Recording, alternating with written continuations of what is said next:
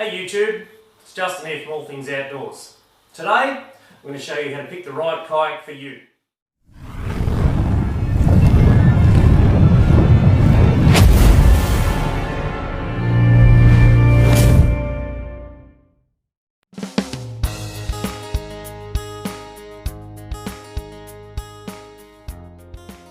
The first kayak I'm going to show you is probably my personal favourite.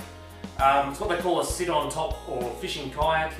So basically the structure is that the body of the kayak is actually the flotation, so that no water can actually get in to sink the kayak, which is obviously a great feature because you don't want to get swamped and obviously drown the kayak. So these kayaks are generally made out of a HDPE plastic moulded design. You can see that it's all one piece.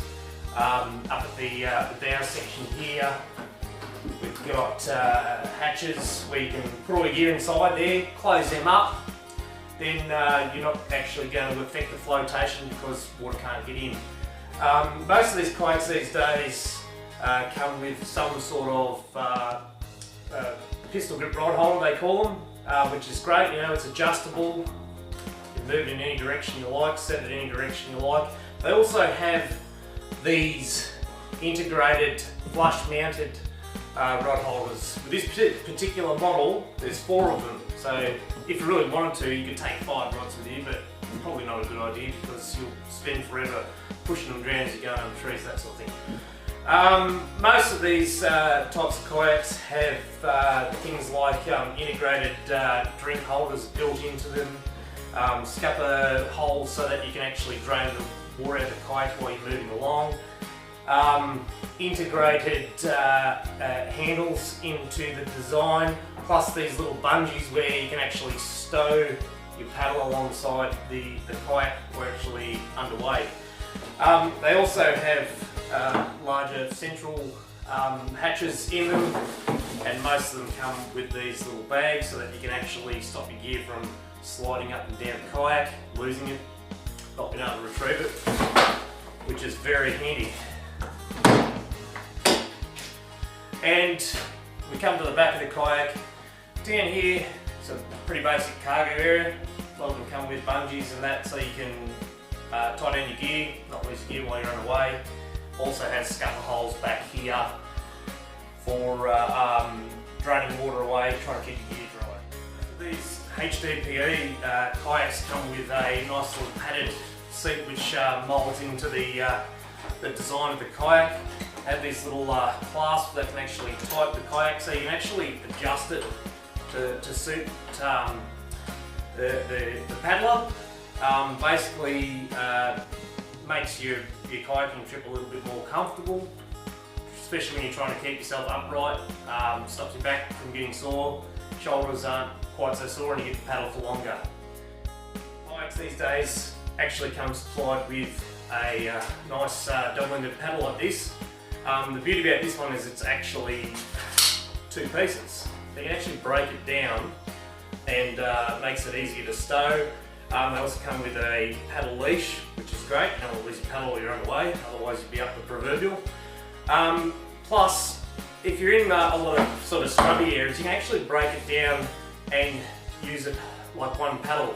Obviously your other end of your paddles are going to get caught up in trees and that sort of thing, and makes it very convenient.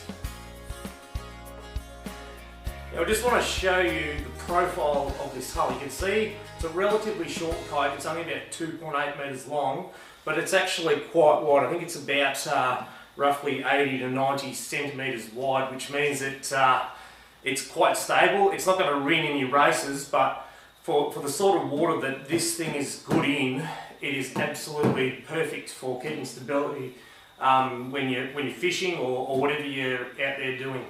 As I mentioned earlier, this kayak's not going to win any speed records, but the beauty of it is that it's got quite a shallow draft, so you can really use it in those shallow creeks and rivers that you commonly see in mountain areas, that sort of thing, where you're going to be crossing a lot of rocks and logs, that sort of thing, where the water's particularly relatively shallow. So it's really great for those sorts of areas when you're going fishing. Another good thing about it is because it's so short, it means that your manoeuvrability is increased because you're not pushing so much water when you're actually turning the kayak. So you'll be able to navigate logs and narrow stretches of river very, very quickly and easily. And also because of the width of it, the stability is really good.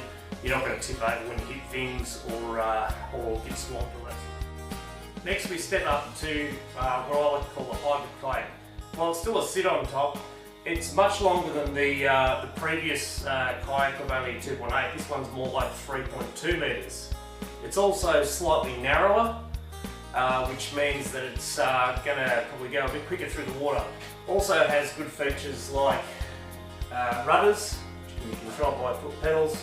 You get things like these little handy consoles. You can mount things like fish finders, rod holders, all sorts of things, GPS, that sort of stuff.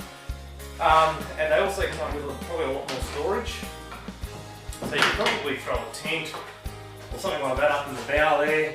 The cargo area at the back's quite a bit deeper and longer. You can actually probably store a big milk crate or something back there for those people that have their custom-made milk crate fishing setups.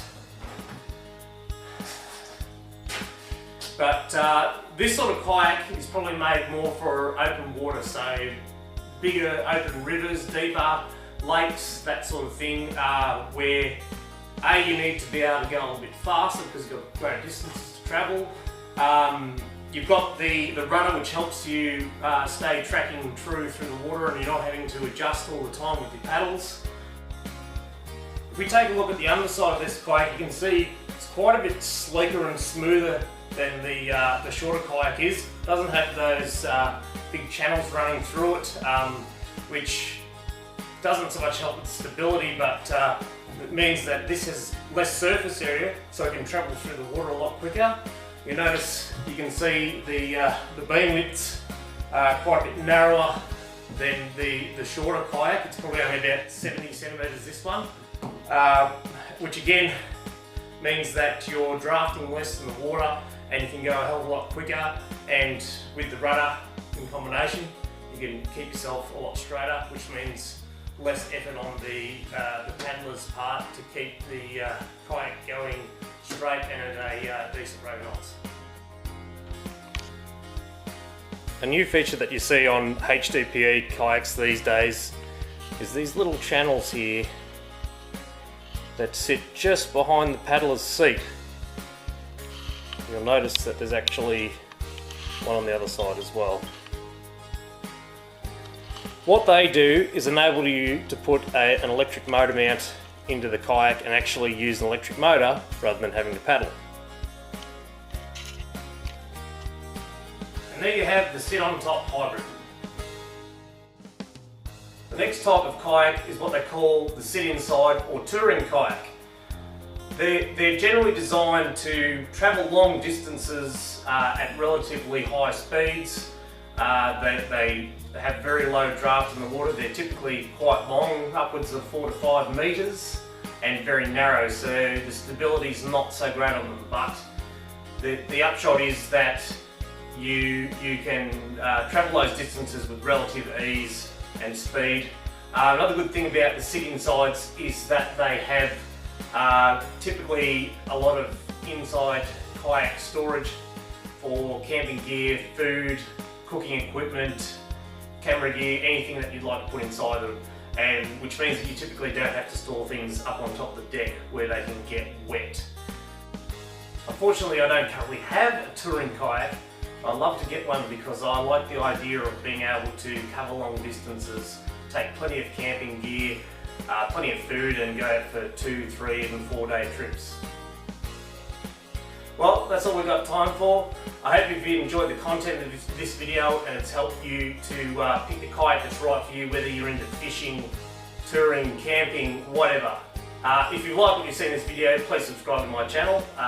It's all things outdoors, and there's plenty more content to come, things like four-wheel driving, camping, tips, tricks, gear talk, everything.